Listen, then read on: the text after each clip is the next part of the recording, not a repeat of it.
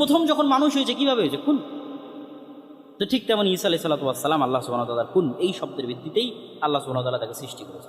ইউআল্লিমুহুল কিতাবা ওয়াল হিকমাতা ওয়াত তাওরাত আল ইনজিল, সে শিক্ষা দিবে মানুষকে কিতাব, হিকমত, তাওরাত এবং ইনজিল, তথা সে নবী হবে। এবং সে শুধু নবী নয়, সে রাসূলও হবে। ও রাসূলান ইলা বানি ইসরাইল, সে বানি ইসরাইলের জন্য রাসূল হবে। এবং সে মানুষকে ডাক দিয়ে বলবে, হে মানুষ শোনো, আল্লাহ আমাকে কি কি মুজিজা দিয়েছে। ইন্নী আখলুকু লাকুম মিনাত তিনি কাহাইয়াতিত তয়রি, সে একটা মাটির খণ্ড নেবে। এগুলো সব সুসংবাদ ঈসা আলাইহিস সালামের জন্মের আগেই মারিয়ামকে বলা হচ্ছে যে ঈসা এগুলো করবে। সে মানুষকে ডাক দিয়ে বলবে যে এই যে আমি মাটির স্তর হাতে নিলাম এবং এখানে আমি ফু দিব, এই মাটি এখান থেকে পাখি হয়ে আকাশে উড়ে যাবে। ওউবরিউল আকমাহা ওয়াল আবরাস, যে জন্মগত অন্ধ তার চোখে আমি এভাবে বিসমিল্লাহ বলে হাত দিব, বিইজনিল্লাহ, আল্লাহর অনুমতিতে ওর অন্ধত্ব ভালো হয়ে যাবে। যে কুষ্ঠরোগে আক্রান্ত আমি তার শরীরে হাত দিব বিসমিল্লাহ বলে, ভালো হয়ে যাবে। ওহিল মাউতা বিইজনিল্লাহ, সবচেয়ে আশ্চর্য হচ্ছে আমি একদম মৃত মানুষকেও জীবিত করতে পারবো, ঈসা আলাইহিস সালাম বলবেন এবং তিনি বাস্তবে করেছেন। তো মৃত মানুষকে তিনি বিসমিল্লাহ বলে জীবিত করবেন। ও উনাব্বিউকুম বিমা তাআকুলুনা ফি বুয়ুতিকুম ওয়া মা তাদাখিরুন, আর কে আজকে কি খেয়েছে বাড়িতে আর কার বাড়িতে কি আছে সব বলে দিতে পারবে। এবং এই পয়েন্টেই মূলত ঈসা আলাইহিস সালামের সাথে তার অনুসারীরা ঠাট্টা করে। এই পয়েন্টটা যখন মুসা আলাইহিস সালাম এগুলো সব মুজিজা দেখালেন, তো মুজিজা দেখে মানুষের অন্তর নরম হয়ে ঈমান আনার কথা। কিন্তু বানু ইসরাঈলের ক্ষেত্রে যেটা বারবার ঘটেছে, বড় বড় মুজিজা দেখেও তাদের অন্তর নরম হয়। তো ঈসা আলাইহিস সালামের সাথে তারা এটা ঠাট্টা করতো বারবার। বলেন তো আজকে আমি কী খেয়ে এসেছি, বলেন তো আজকে এখনই আমি কী খেয়ে আসলাম, আজকে বলেন দেখে আমার বাড়িতে কী আছে। তো বারবার এই প্রশ্নের মাধ্যমে ঈসা আলাইহিস সালামকে মূলত ঠাট্টা করা। কিন্তু তিনি বলতে পারতেন, কিন্তু এটা বলতে পারাটা তো মূল উদ্দেশ্য নয়। মূল উদ্দেশ্য তোমরা আমাকে নবী হিসেবে মানো এবং আল্লাহর আনুগত্য। কিন্তু ওইটার জন্য বারবার এসে বলতে থাকা, এটাই হচ্ছে নবীকে অস্বীকার করার শুরু।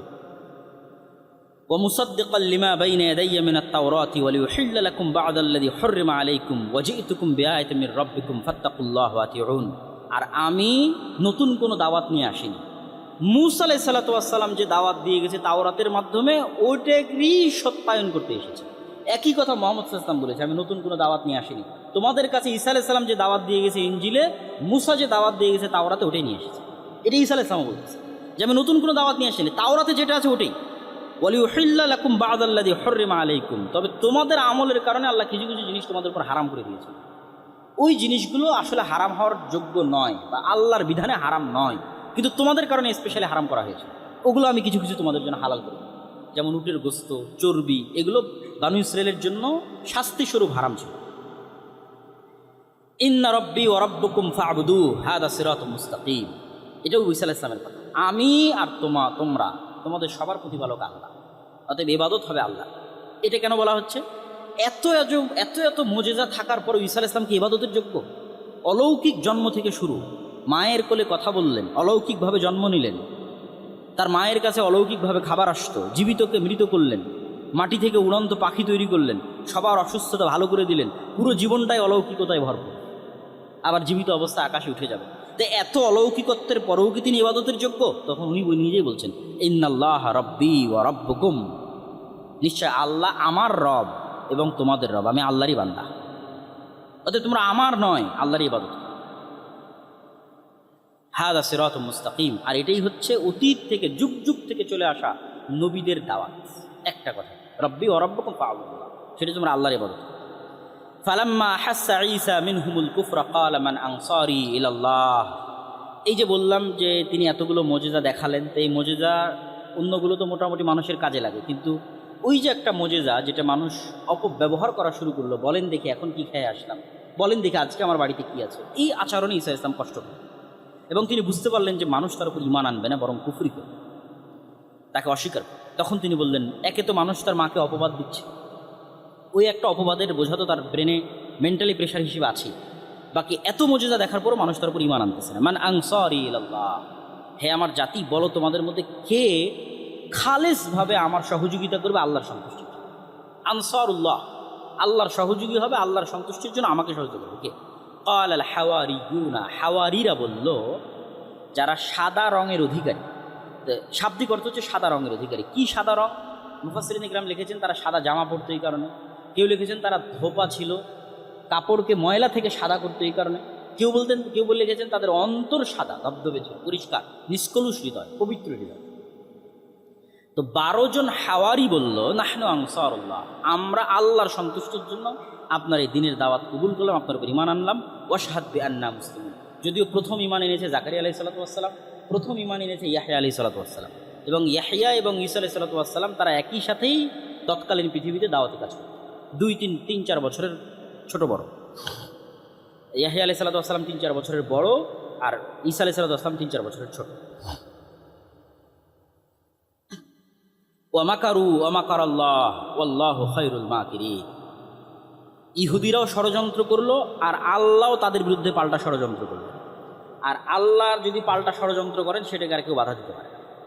তো কি হলো এই আয়াতের ব্যাখ্যাকে, এই ধারাবাহিকতায় আয়াত কেন আসলো? তো ঈসা আলাইহিস সালাতু ওয়াস সালাম এবং হাওয়ারিরা মিলে এবং ইয়াহইয়া আলাইহিস সালাতু ওয়াস সালাম মিলে জেরুজালেম, ফিলিস্তিন এবং সিরিয়ার মাটিতে যে তাওহীদের দাওয়াত দেওয়া শুরু করলেন, আর উনি যে সবসময় মুজিজাগুলো দেখাতেন, ধীরে ধীরে এই 12 জন দিয়ে শুরু, ইয়াহইয়া দিয়ে শুরু, ধীরে ধীরে তার অনুসারীর সংখ্যা বাড়তেই লাগলো। এবং যখন তার অনুসারীর সংখ্যা বাড়তে লাগলো, তখন ভণ্ড ইহুদি ধর্মীয় নেতা যারা ছিল তাদের মুখোশ উন্মোচিত হতে লাগলো। হিংসার বশবর্তী হয়ে ইহুদিরা তো আগে থেকে তার মায়ের নামে মিথ্যা অপবাদ রটাতো, তারা তার সাথেও শত্রুতার সর্বোচ্চ শিখরে পৌঁছে দেয়। এবং কোনো কিছুতেই যখন ঈসা আলাইহিস সালামের দাওয়াত থামানো সম্ভব হচ্ছিল না, তখন রোমান শাসকের সহযোগিতা নিয়ে ঈসা আলাইহিস সালামকে এবং ইয়াহইয়া আলাইহিস সালামকে, 2 জনকে হত্যার ষড়যন্ত্র করা। এবং ইতিহাস বলে যে 3 জনকেই, মানে ইহুদি খ্রিস্টানদের দাবি অনুযায়ী 3 জনকেই হত্যা করা হয়েছে। জাকারিয়াকেও হত্যা করা হয়েছে, ইয়াহইয়াকেও হত্যা করা হয়েছে, ঈসা আলাইহিস সালামকে হত্যা করা হয়েছে। ইসলাম এসে বলল যে ঈসা আলাইহিস সালাম নিহত হবে, 500 বছর পরে এসে ঈসা আলাইহিস সালামকে আল্লাহ উঠিয়ে নিয়েছে। কিন্তু জাকারিয়া এবং ইয়াহইয়া আলাইহিস সালামের বিষয় ইতিহাসে মোটামুটি প্রসিদ্ধ যে তাদেরকে ইহুদিরা সাকসেসফুলি হত্যা করেছে। এবং 2 জনেরই হত্যার জন্য ভিন্ন ভিন্ন ঘটনা প্রচলিত আছে, সত্য মিথ্যা আল্লাহ ভালো জানে। জাকারিয়া আলাইহিস সালামের জন্য প্রচলিত আছে তিনি একটা গাছের মধ্যে আশ্রয় নিয়েছিলেন, পুরো গাছ করার দিয়ে কেটে ফেলা হয়েছিল এবং তিনিও সেখানে নিহত হয়েছিলেন। আর ইয়াহইয়া আলাইহিস সালামের ক্ষেত্রে প্রসিদ্ধ আছে যে তৎকালীন বাদশাহ এক অবৈধ সম্পর্কে লিপ্ত ছিল, যেটা তাওরাত অনুযায়ী, ইনজিল অনুযায়ী হারাম। তো বাদশাহ চাচ্ছিল যে তার এই কাজকে ধর্মীয় নেতারা বৈধতা দিন। তো ধর্মীয় নেতাদের মধ্যে ইয়াহইয়া আলাইহিস সালাতু ওয়াস সালাম এই কাজের বৈধতা না দিয়ে সেটাকে ওপেন হারাম ঘোষণা করে। এবং ইয়াহইয়া আলাইহিস সালামের এই হারাম ঘোষণার কারণে তার ভিতরে এবং তার যেই মেয়ের সাথে তার অবৈধ সম্পর্ক ছিল তাদের ভিতরে একটা ক্ষোভ বিরাজ করলো যে আমাদের বিরুদ্ধে ফতোয়া দিচ্ছে, এর প্রতিশোধ আমরা নিব। তো ফলো ওই মেয়ে বাদশার কাছে চাইলো যে তুমি যদি আমাকে সন্তুষ্ট করতে চাও তাহলে ইয়াহইয়ার মাথা চাই, কাটা মাথা। তখন বাদশাহ তার সেই প্রেমিকাকে সন্তুষ্ট করার জন্য ইয়াহইয়া আলাইহিস সালাতু ওয়াস সালামের কর্তনকৃত মাথা সেখানে উপস্থিত করেছিল, তথা ইয়াহইয়া আলাইহিস সালামকে হত্যা করেছিল। তো তাদের ষড়যন্ত্র কোথায় গিয়ে সফল হয়নি? ঈসা আলাইহিস সালাতু ওয়াস সালামের ক্ষেত্রে গিয়ে সফল হয়নি, যেটা আল্লাহ বলছে যে তারা ঈসা আলাইহিস সালাতু ওয়াস সালামকে হত্যার ষড়যন্ত্র করলো। কিন্তু আল্লাহ সুবহানাহু ওয়া তাআলা কী করলেন? আল্লাহ পরের আয়াতে বলছেন, ইদ ক্বালাল্লাহু ইয়া ঈসা ইন্নী মুতাওয়াফিকা ওয়া রাফিউকা ইলাইয়া ওয়া মুতাহহিরুকা মিনাল্লাযীনা কাফারু। ঈসা, আমি তোমাকে ঘুমের মধ্যে ঘুমন্ত অবস্থায় আসমানে উঠিয়ে নেব, রাফিউকা ইলাইয়া, আমার কাছে উঠিয়ে নেব, ওয়া মুতাহহিরুকা, আর তোমাকে আমি পবিত্র করব, যা যা অপবাদ তোমার মায়ের নামে দেওয়া হয়েছে আর মানুষ তোমাকে যা অপবাদ দিয়েছে এগুলো সব কিছু থেকে তোমাকে পবিত্র করব। ওয়া জাইলুল লাযীনা ইত্তাবাউকা ফাওকাল লাযীনা কাফারু ইলা ইয়াউমিল কিয়ামা, আর যারা সত্যিকারভাবে তোমার যে দাওয়াত, তাওহীদের দাওয়াত, এই সত্যিকারভাবে যারা এই দাওয়াতের অনুসরণ করবে, তুমি যে আল্লাহর সন্তান নও বরং আল্লাহর বান্দা এবং আল্লাহর নবী, এটাকে স্বীকার করবে, এবং তোমার মা যে পবিত্র এটাকে স্বীকার করবে, তাদেরকে আমি পৃথিবীতে বিজয়ী রাখবো। সুম্মা ইলাইয়া মারজিউকুম, আর একদিন সবাইকে আমার কাছে ফিরে আসতে হবে। ফাআম্মাল্লাযীনা কাফারু ফাউআযযিবুহুম আযাবান শাদীদা। আচ্ছা, এরপরের 2-3 আয়াত গ্যাপ দিয়ে আল্লাহ সুবহানাহু ওয়া তাআলা বলছেন, ইন্না মাসালা ঈসা ইনদাল্লাহ কামাসালি আদম খালাকাহু মিন তুরাবিন সুম্মা ক্বালা লাহু কুন ফায়াকুন। যে কথা আমি আগে বলে এসেছি ওই কথাই আল্লাহ সুবহানাহু ওয়া তাআলা এখানে আরও স্পষ্ট করে বললেন যে দেখো, তোমাদের কাছে ঈসার সৃষ্টি অনেক আশ্চর্যের মতো মনে হতে পারে, কিন্তু ইন্না মাসালা ঈসা ইনদাল্লাহ, আল্লাহর নিকটে ঈসার সৃষ্টি তো আদমের সৃষ্টির চেয়ে বেশি কিছু নয়। ইন্না মাসালা ঈসা ইনদাল্লাহ কামাসালি আদম, আদমকে আল্লাহ যেমন সৃষ্টি করেছে বরং তার চেয়ে কম। আদমকে তো বাপ মা ছাড়াই সৃষ্টি, আর ঈসাকে তো অন্তত মা ছিল, তো তার চেয়ে কম। খালাকাহু মিন তুরাব, আদমকে সরাসরি মাটি থেকে সৃষ্টি করেছে, কোনো বাপ নাই মা নাই কিচ্ছু না। কী দিয়ে সৃষ্টি হয়েছে? কুন ফায়াকুন, হাও হয়ে যাও, এটা দিয়ে সৃষ্টি করেছে। তাহলে তোমাদের কাছে আশ্চর্য মনে হতে পারে, কিন্তু আল্লাহ সুবহানাহু ওয়া তাআলার কাছে আশ্চর্য নয়। আর এটাই আল হাক্কু মির রাব্বিকা ফালা তাকুম মিনাল মুমতারিন। আর এই যে আমি বলছি যে ঈসা আল্লাহর সন্তান নন, বরং ঈসা আলাইহিস সালাতু ওয়াস সালাম ওই রকমই যেমন আল্লাহ আদমকে সৃষ্টি করেছেন, এটাই সত্য। এটা নিয়ে যেন হে মুহাম্মদ সাল্লাল্লাহু আলাইহি ওয়াসাল্লাম আপনার অন্তরেও সন্দেহ না থাকে। এটা সরাসরি মুহাম্মদ সাল্লাল্লাহু আলাইহি ওয়াসাল্লামকে বলা হচ্ছে। আল্লাহ পৃথিবীর মানুষের মধ্যে কয়েকটা পরিবার এবং কয়েকজন ব্যক্তিকে বাছাই করে নিয়েছেন। তার মধ্যে আল্লাহ বাছাই করে নিয়েছেন আদমকে, আদি পিতা হিসেবে বাছাই করেছেন। প্রথম মানুষ হিসেবে তাকে সৃষ্টি করবেন সেটার জন্য তাকে বাছাই করেছেন। তিনি ফেরেশতা কর্তৃক সিজদা পাবেন সেটার জন্য তাকে বাছাই করেছেন। ইবলিসের ষড়যন্ত্রের শিকার হবেন তার জন্য তাকে বাছাই করেছেন। ষড়যন্ত্রের শিকার হয়ে তিনিই প্রথম জান্নাত থেকে পৃথিবীতে নেমে আসবেন, এটার জন্য তিনি বাছাইকৃত হয়েছেন। তিনি প্রথম আল্লাহ সুবহানাহু ওয়া তাআলার কাছে গুনাহ থেকে তওবা করা শিখবেন এবং আল্লাহর নবী হিসেবে পৃথিবীতে তাওহীদের দাওয়াতের সূচনা করবেন, আল্লাহর দ্বীনের প্রচারের শুরু করবেন। এই সকল কিছুর জন্য আল্লাহ সুবহানাহু ওয়া তাআলা আদম আলাইহিস সালাতু ওয়াস সালামকে বাছাই করেছেন। ওয়া নূহান, আল্লাহ নূহকে বাছাই করেছেন। আদম আলাইহিস সালাতু ওয়াস সালামের মৃত্যুর পর কয়েক প্রজন্ম পর্যন্ত মানুষ তাওহীদের উপর ছিল। আব্দুল্লাহ বিন আব্বাস রাদিয়াল্লাহু তাআলা আনহুর বর্ণনা অনুযায়ী 10 প্রজন্ম পরে মানুষ তাওহীদ থেকে বিচ্যুত হয়। এক এক প্রজন্ম যদি 1000 বছর করে হয় হায়াত আদম আলাইহিস সালাতু ওয়াস সালামের মতো, তাহলে প্রায় 10,000 বছর পর নূহ আলাইহিস সালাতু ওয়াস সালামের আগমন ঘটে। আর যদি হায়াত কম থাকে তাহলে এর চেয়ে কম হবে। কিন্তু আদম আলাইহিস সালাতু ওয়াস সালাম যেহেতু প্রায় 1000 বছরের কাছাকাছি বেঁচে ছিলেন, নূহ আলাইহিস সালাম নিজেও যেহেতু 950 বছর বেঁচে ছিলেন কাছাকাছি, তো ওই সময় মানুষের হায়াতের ধরনটা এরকমই ছিল। তো প্রথম মানুষ যখন পথভ্রষ্ট হয়, তাওহীদ থেকে শিরকে নিমজ্জিত হয়, তখন আল্লাহ সুবহানাহু ওয়া তাআলা নূহকে বাছাই করলেন মানুষকে পুনরায় তাওহীদের পথে নিয়ে আসার জন্য। নূহ আলাইহিস সালাতু ওয়াস সালামের পরে পৃথিবীতে মাত্র গুটি কয়েক মানুষ দ্বীনের উপর থাকলো, আর বাকি সব মানুষ পৃথিবী থেকে ধ্বংস হয়ে গেল। এরপরে আবার মানুষ যখন পথভ্রষ্ট হলো, তখন আল্লাহ সুবহানাহু ওয়া তাআলা ইব্রাহিম এবং ইব্রাহিমের পরিবারকে, নূহ আর আদমের সময় আল্লাহ পরিবার বলেননি, বলেছেন আমি আদমকে বাছাই করেছি, নূহকে বাছাই করেছি। আর ইব্রাহিমের সময় বললেন ওয়া আলা ইব্রাহিম, আর ইব্রাহিমের পরিবারকে বাছাই করেছি। ইব্রাহিম আলাইহিস সালাতু ওয়াস সালাম এবং তার পরিবারকে আল্লাহ বাছাই করলেন পৃথিবীতে তাওহীদের দাওয়াত ছড়িয়ে দেওয়ার জন্য। ইব্রাহিমের 2 সন্তান ইসহাক এবং ইসমাইল এবং তাদের পরবর্তী উত্তরসূরিরা।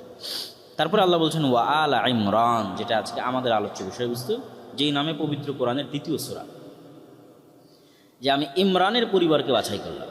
ইমরান দ্বারা উদ্দেশ্য কি? কেউ বলেছেন মুসা এবং হারুন আলাইহিস সালাতু ওয়াস সালামের পিতার নাম ছিল ইমরান, ফলত এটার দ্বারা উদ্দেশ্য মূলত আলে মুসা, আলে হারুন, মুসা এবং হারুনের পরবর্তী বংশধর। আর কেউ বলেছেন যে মারিয়াম আলাইহা সালাতু ওয়াস সালামের পিতার নাম ছিল ইমরান, এবং এটা ঠিক যে তার পিতার নাম ইমরান ছিল।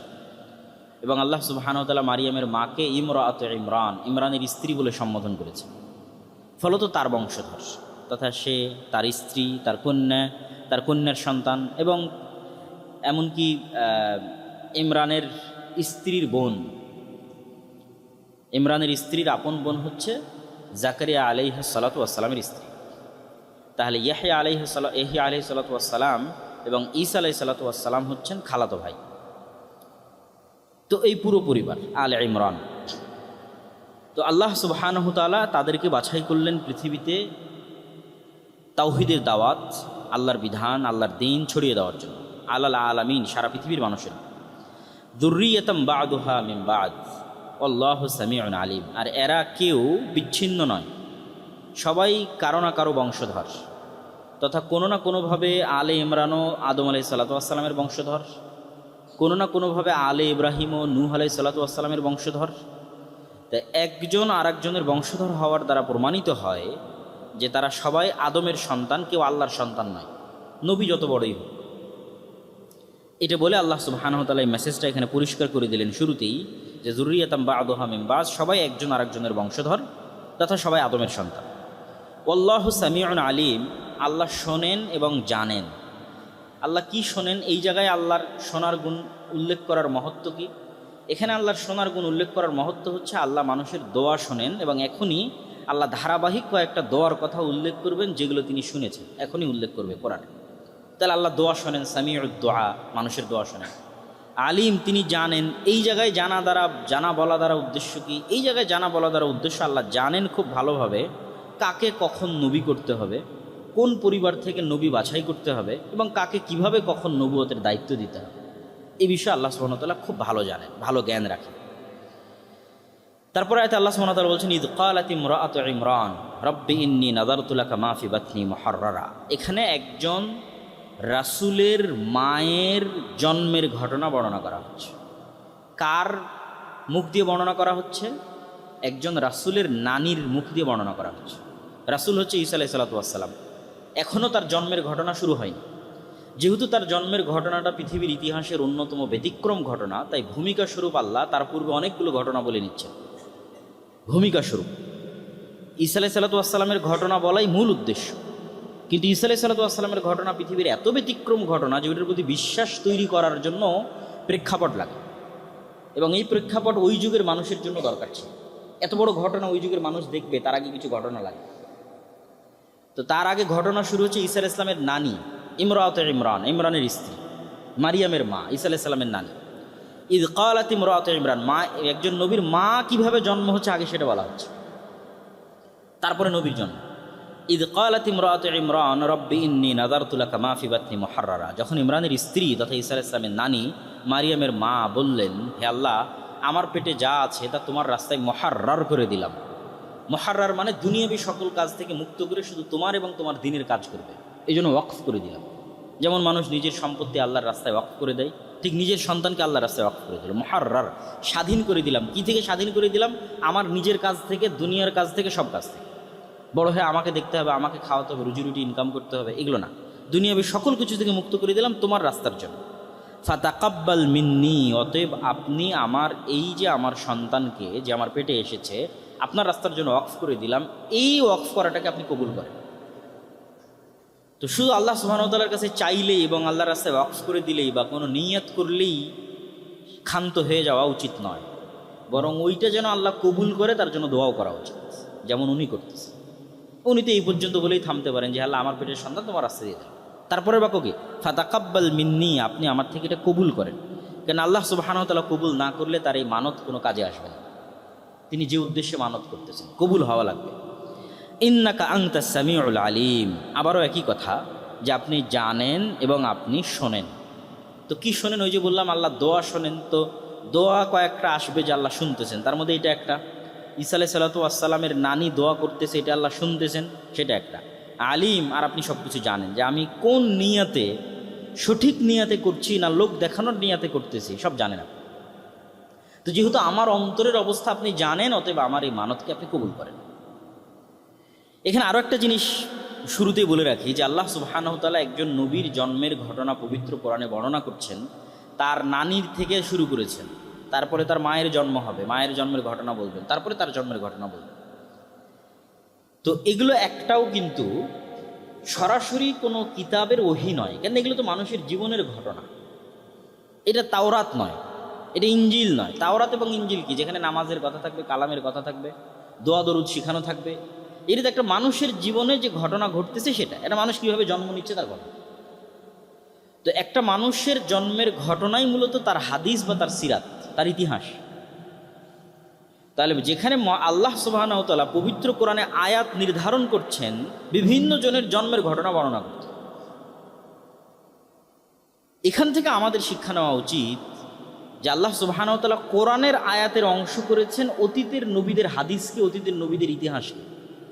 তাহলে আমার নবীর ইতিহাস যদি আমি না জানি, আমার নবীর পরে যদি আর কোনো নবী আসতো, তাহলে আমার নবীর হাদিস ওই কিতাবের অংশ হতো, কিন্তু আমার নবীর পরে তো আর কোনো নবী আসবে না। ফলত পরবর্তী কোনো কিতাবের অংশ হওয়ার সুযোগ পায়নি। কে সুযোগ পায়নি পরবর্তী কিতাবের অংশ হওয়ার? সহিহ বুখারী সুযোগ পায়নি, সহিহ মুসলিম সুযোগ পায়নি। মানে বুখারী এবং মুসলিমে যে হাদিস আছে, এই হাদিসগুলো পরবর্তীতে কোনো আসমানি কিতাব আসলে সেই আসমানি কিতাবগুলোর আয়াত হতো। যেমন ঈসা এবং মারিয়ামের জন্মের ঘটনা কোরআনের আয়াত হয়েছে। ফলত রাসূল সাল্লাল্লাহু আলাইহি ওয়াসাল্লামেরও ইতিহাস এবং সিরাত জানা এবং হাদিস জানার গুরুত্ব আছে। এটা এখান থেকে আমাদের শিক্ষা নিতে হবে। ফালাম্মা ওয়াদাআতহা ক্বালাত রব্বি ইন্নী ওয়াদাতুহা উনসা, আল্লাহর রাস্তায় কোনো একজনকে ওয়াকফ করা হলে স্বাভাবিকভাবেই মানুষের মাথায় এটাই আসবে, দিনের দাওয়াত দেওয়া, ইবাদত বন্দেগী করা, আল্লাহর রাস্তায় জিহাদ করা পুরুষ মানুষেরই কাজ। অতীত থেকে এটাই হয়ে এসেছে। তো ইমরানের স্ত্রী তো এটাই ভাববেন যে তার পেটে আল্লাহ পুরুষ সন্তান দিয়েছেন, যদি আল্লাহ তার দোয়া কবুল করে থাকেন। আর যদি আল্লাহ কবুল করে না থাকেন তাহলে হয়তো নাও দিতে পারেন। ফালাম্মা ওয়াদাআতহা ক্বালাত রব্বি ইন্নী ওয়াদাতুহা উনসা, কিন্তু যখন উনি বাচ্চা প্রসব করলেন, ঈসা আলাইহিস সালামের নানি যখন তার মাকে জন্ম দিলেন, তখন তিনি দেখলেন যে তিনি কন্যা সন্তান প্রসব করেছেন। তখন তিনি বলছেন, বিস্ময়, আফসোস, আল্লাহর সিদ্ধান্তকে উপেক্ষা করে না, কিন্তু আশ্চর্য যে আমি যে দোয়া করলাম সেই দোয়া কবুল হতে হলে তো পুরুষ সন্তান লাগবে। তো বিস্ময় নিয়ে বলছেন রব্বিন্নি ওয়াদাতুহুম, আল্লাহ আমি তো মেয়ে সন্তান প্রসব করেছি, তাহলে আমার দোয়ার কি হবে, আমার ওয়াকফ এবং মানতের কি হবে? তো আল্লাহ বলছেন আল্লাহু আ'লামু বিমা ওয়াজাত, এটা কি আল্লাহর জন্য নতুন নাকি? আল্লাহ তো আগে থেকেই জানে তোমার পেটে কি আছে। আল্লাহ আজাল থেকেই জানেন, লাউহে মাহফুজ থেকেই জানেন, অতীত থেকে অনাদি থেকেই জানেন, এবং যখন তোমার পেটে আসে তখনও জানেন। এটা আল্লাহর জন্য আশ্চর্য না। আল্লাহু আ'লামু, আল্লাহ খুব ভালো জানে তোমার পেটে কি আছে এবং তুমি কি সন্তান প্রসব করছো। তবে ওয়ালাইসা যাকারু কাল উনসা, এই বাক্যটা হচ্ছে আমাদের জন্য সবচেয়ে শিক্ষণীয়, যে আল্লাহ সুবহানাহু ওয়া তাআলা এই বাক্যের যদি আমরা অর্থ করি, শাব্দিক অর্থ না করে বোঝানোর মতো যদি অর্থ করি, যে সব ছেলে কি এই মেয়ের মতো হতে পারবে যে মেয়ে এখন তোমার পেটে জন্ম নিচ্ছে? পৃথিবীর কোটি কোটি ছেলে মিলেও মারিয়াম আলাইহিস সালাতু ওয়াস সালামের মতো সম্মানিত হতে পারবে না, ওই জায়গা ওই মর্যাদায় পৌঁছতে পারবে না পৃথিবীর কোটি কোটি ছেলে। তাহলে পৃথিবীর সব ছেলে মিলে কি এই মেয়ের মতো হতে পারবে? সব ছেলে এই মেয়ের মতো নয় যে মেয়ে তোমার পেটে এখন দেওয়া হয়েছে এবং তুমি জন্ম দিয়ে। ওয়ালাইসা যাকারু কাল উনসা, বিশেষ মর্যাদামণ্ডিত, সুসম্মানিত এবং আল্লাহ কর্তৃক পবিত্র ঘোষণাকৃত অতি উঁচু আসন, এবং তার সম্মান এবং মর্যাদার কথা আল্লাহ সুবহানাহু ওয়া তাআলা নিজে কোরআনে বলবেন। তো এটার থেকে যেটা আমাদের জন্য শিক্ষা, সেটা হচ্ছে সকল কিছুই মানুষ যখন অকল্যাণকর মনে করে তখন সেটা অকল্যাণকর, আর মানুষ যখন কল্যাণকর মনে করে তখন কল্যাণকর, এটা আসলে হয় না। আল্লাহর হিকমতে আল্লাহ ভালো জানেন কোনটা কল্যাণকর কোনটা অকল্যাণকর। ফলে তো সবসময় আপনার সিদ্ধান্তই ঠিক হবে, আর আপনি তাৎক্ষণিক আপনার চাওয়া না পেলে হতাশ হবেন, এটা না। ওর মধ্যে আল্লাহ কী হিকমত রেখেছেন আপনি জানেন না। যেমন মারিয়ামের মা জানতো না যে মারিয়ামের পেটে পৃথিবীর ইতিহাসের অন্যতম শ্রেষ্ঠতম একজন নবীর জন্ম হবে, ঈসা আলাইহিস সালাতু ওয়াস সালাম, তাও বিনা পিতায়। এটা কি মারিয়ামের মা জানেন? কিন্তু এটা আল্লাহ আগে থেকে জানেন। ফলত আল্লাহ তার সন্তানকে কিসের জন্য প্রস্তুত করতেছেন এটা তার তিনি জানেন, কিন্তু আল্লাহ জানেন। ওয়া ইন্নী সাম্মাইতুহা মারিয়াম, আর আমি তার নাম রাখলাম মারিয়াম। ওয়া ইন্নী উঈযুহা বিকা ওয়া যুররিয়াতাহা মিনাশ শাইতানির রাজীম, আর তার মা দোয়া করে বলছেন, হে আল্লাহ, আমার এই মেয়ে সন্তান এবং তার পরবর্তী বংশধরকে আমি তোমার আশ্রয় প্রার্থনা করছি শয়তান থেকে। আমার এই মেয়ে এবং তার পরবর্তী বংশধরের জন্য আশ্রয় প্রার্থনা করছি শয়তান থেকে। তাহলে একটা সন্তান জন্মের পর একজন মায়ের কি চিন্তা হতে পারে? সন্তানের খাওয়া, সন্তানের দুধ, সন্তানের স্বাস্থ্য, পালস ঠিক আছে কিনা, অক্সিজেন ঠিক আছে কিনা, ডাক্তার কি বলতেছে। আরও যখন আস্তে আস্তে বড় হবে তখন তার রিজিক, খাওয়া দাওয়া, ক্যারিয়ার, শিক্ষা। আমাদের বাবা মায়ের চিন্তা এটাই। কিন্তু মারিয়ামের মায়ের মুখ দিয়ে কী উচ্চারিত? আল্লাহ, আমার এই মেয়েটা সুস্থ থাকুক, এই মেয়েটার খাবারের ব্যবস্থা করে দাও, দুধ পাচ্ছে না দুধের ব্যবস্থা করে দাও না। উঈযুহা বিকা ওয়া যুররিয়াতাহা মিনাশ শাইতানির রাজীম, আল্লাহ শয়তান থেকে আশ্রয় দেয়। তাহলে একজন মুমিন মায়ের চিন্তা তার সন্তানের বিষয়ে কি হতে পারে সেটার শিক্ষা, মানে সন্তান লালন পালনের ইমানই ভিত্তি কি হতে পারে সেটার শিক্ষা এখানেই আছে। সেটা হচ্ছে ইমান এবং শয়তানের ষড়যন্ত্র থেকে শয়তানকে সুরক্ষার চিন্তাই একজন মা এবং একজন পিতার সবার আগে প্রাধান্য দিতে হবে। এবং আল্লাহ সুবহানাহু ওয়া তাআলা এই দোয়া কবুল করো তো মারিয়াম এবং তার সন্তানকে এমনভাবে শয়তানের স্পর্শ থেকে হেফাজত করেছেন যে যেই স্পর্শ প্রত্যেক আদম সন্তানের জন্য লাজেম ছিল সেটা থেকে হেফাজত করেছেন। ফিরে জন্মের পরে প্রত্যেক আদম সন্তান শয়তানের স্পর্শে আসে, এটা রাসূল সাল্লাল্লাহু আলাইহি ওয়াসাল্লামের সহিহ হাদিস। এবং শয়তানের স্পর্শেই সে জন্মের পরে কেঁদে ওঠে। কিন্তু শুধু দুইজনকে শয়তানে স্পর্শ করার সুযোগ পায়নি এই দোয়ার কারণে। সেই দুইজন হচ্ছে মারিয়াম এবং মারিয়ামের সন্তান ঈসা আলাইহিস সালাতু ওয়াস সালাম। তাদেরকে বিশেষভাবে আলাদা করা হয়েছে শয়তানের সংস্পর্শ থেকে এই দোয়ার কারণে। ফাতাকাব্বালাহা রাব্বুহা বিকবুলিন হাসানিন ওয়া আনবাতাহা নাবাতান হাসানা ওয়া কাফফালাহা যাকারিয়া। আল্লাহ ইমরানের স্ত্রীর যে মানত, এই মানতকে আল্লাহ কবুল করেছে। ওই যে কবুল করাটা কবুল করেছে। ওয়া আনবাতাহা নাবাতান হাসানা, আর যেভাবে একটা গাছকে পরিচর্যা করে বড় করা হয়, আনবাতা নাবাত মানে গাছ রোপণ করে বড় করা, যেভাবে একটা গাছকে পরিচর্যা করে বড় করা হয়, আল্লাহ ওইভাবে মারিয়ামের পরিচর্যা করতো তাকে বড় করলেন। ওয়া আনবাতাহা নাবাতান হাসানা, এবং আল্লাহর হিকমত এবং আল্লাহর পরিকল্পনা অনুযায়ী। ওয়া কাফফালাহা যাকারিয়া, আর মারিয়ামের দায়িত্ব নিল তার খালু যাকারিয়া। এবং মারিয়াম আলাইহিস সালাতু ওয়াস সালামের দায়িত্ব তার খালু কিভাবে পেলেন তার বর্ণনা যেহেতু আল্লাহ নিজেই সামনে দিবেন, এই জন্য এখন আর এটা বলতেছি না। সামনে যখন আয়াত আসতেছে তখন এটা বলবো যে মারিয়াম আলাইহিস সালাতু ওয়াস সালামের খালু যাকারিয়ার দায়িত্ব কীভাবে পেলেন। তারপর আল্লাহ বলছেন কুল্লামা দাখালা আলাইহা জাকারিয়াল মিহরাব ওয়াজাদা ইনদাহা রিজকা। যখনই মারিয়াম আলাইহিস সালাতু ওয়াস সালামের যে মেহরাব, ইবাদতের যে জায়গা, সেই ইবাদতের জায়গায় যখনই জাকারিয়া আলাইহিস সালাতু ওয়াস সালাম প্রবেশ করতেন, তখনই সেখানে তিনি ফলমূল খাদ্যদ্রব্য দেখতে পেতেন। ক্বালা ইয়া মারিয়াম, তিনি বললেন মারিয়াম আন্না লাকি হাযা, এগুলো কই থেকে আসে? ক্বালাত হুয়া মিন ইনদিল্লাহ, তিনি বললেন এগুলো আল্লাহর পক্ষ থেকে আসে। ইন্নাল্লাহা ইয়ারযুকু মান ইয়াশা বিগাইরি হিসাব, আর আল্লাহ যাকে চান তাকে বেহিসাব রিজিক দান করতে পারে। রিজিক মানে শুধু খাবার নয়, রিজিক মানে সম্মান, রিজিক মানে সন্তান, রিজিক মানে হায়াত, রিজিক মানে আয়ু, রিজিক মানে পদ পদবী মর্যাদা, রিজিক মানে শিক্ষা, রিজিক মানে জ্ঞান, সব রিজিক। রিজিক মানে স্ত্রী, সবই রিজিক। আল্লাহ যাকে ইচ্ছা তাকে বেহিসাব রিজিক দান করতে পারে। তো এই দৃশ্য জাকারিয়া আলাইহিস সালাতু ওয়াস সালামের হৃদয়কে নাড়িয়ে দিল।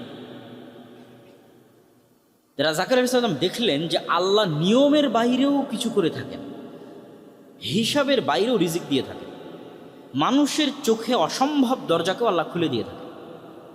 একটা প্রয়োজন জাকারিয়া আলাইহিস সালামের ছিল, তিনি সেইভাবে আল্লাহর কাছে চাননি, কেন? ওটার কোনো সম্ভাবনা ছিল না। কিন্তু মারিয়ামের সাথে এই ঘটনা জাকারিয়া আলাইহিস সালামের চোখ খুলে দিল যে মারিয়ামকে যদি আল্লাহ সুবহানাহু ওয়া তাআলা দুনিয়ার নিয়মের বাইরে, দুনিয়ার লজিকের বাইরে, দুনিয়ার ফিজিক্সের বাইরে আল্লাহ সুবহানাহু ওয়া তাআলা এইভাবে খাবার পাঠাতে পারেন, তাহলে আমার যে একটা প্রয়োজন আছে ওটা তো আল্লাহ দিতে পারেন। ওটা যে অসম্ভব মনে হতো উনি চাননি এতদিন, এবার উনি চাইবেন। সাথে সাথে তখনই হুনালিকা দাআ জাকারিয়া রাব্বাহ, তিনি ওই মুহূর্তেই তার রবের কাছে এমন কিছু চাওয়ার ইচ্ছা করলেন যা বাহ্যিক দৃষ্টিতে দীর্ঘদিন তার কাছে অসম্ভব মনে হয়েছে, এই জন্য চাননি। কিন্তু মারিয়ামের এই ঘটনা দেখে তিনি চাইলেন। কি বললেন? রব্বি হাবলি মিন লাদুনকা যুররিয়াতান তাইয়্যিবাহ, হে আল্লাহ, মারিয়ামকে যদি আপনি অসময়ে খাবার দিতে পারেন তাহলে আমাকেও তো সন্তান দিতে পারেন।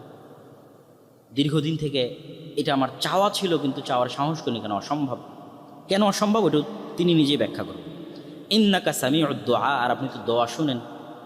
ইমরানের স্ত্রীর দোয়া শুনেছেন, মারিয়ামের মায়ের দোয়া শুনেছেন, আপনি দোয়া শুনেন। ওই যে আগেই বলে এসেছে সামিউন, আল্লাহ শুনেন। কি শুনেন? সামিউদ দোয়া, দোয়া শুনেন। আল্লাহ সর্বশ্রোতা, মানুষের দোয়া শুনেন।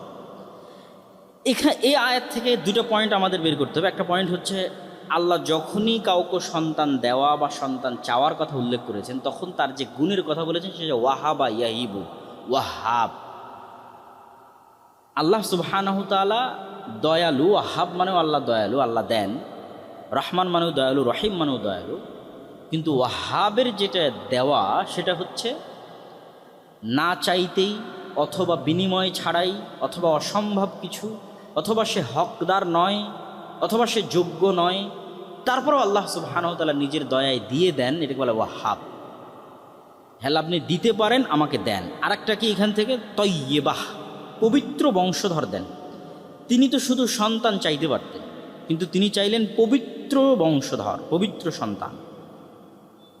তাহলে মুমিনের দোয়া শুধু সন্তান চাওয়ার দোয়া কখনোই হওয়া উচিত নয়, বরং মুমিনের দোয়া হবে এমন সন্তান চাওয়ার দোয়া যে হবে পবিত্র, সৎ। যেমনটা জাকারিয়া আলাইহিস সালাতু ওয়াস সালাম দোয়া চাচ্ছেন, তিনি শুধু সন্তান চাচ্ছেন না, বলছেন পবিত্র সন্তান, পবিত্র বংশধর।